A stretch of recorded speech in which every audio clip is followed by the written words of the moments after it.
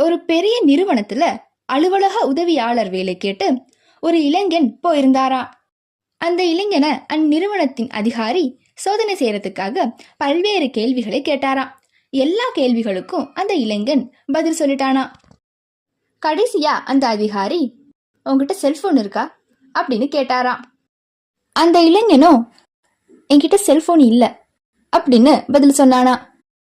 அதை கேட்ட அதிகாரி, இந்த உலகமே செல்போன்ல தான் இயங்கிக்கிட்டு இருக்கு, இந்த காலத்துல செல்போன் இல்லாதவங்களை எப்படி வேலைக்கு எடுத்துக்கிறது அப்படின்னு சொல்லிட்டு அந்த இளைஞனுக்கு வேலை தராம அனுப்பிட்டாராம். இளைஞன் வருத்தத்தோட அந்த அலுவலகத்தை விட்டு வெளியே வந்தானா. அவன் கையில வெறும் 100 ரூபாய் மட்டும்தான் இருந்துச்சான்.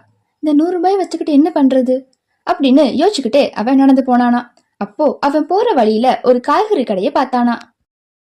அப்போ அவனுக்கு ஒரு யோசனை தோணுச்சான்.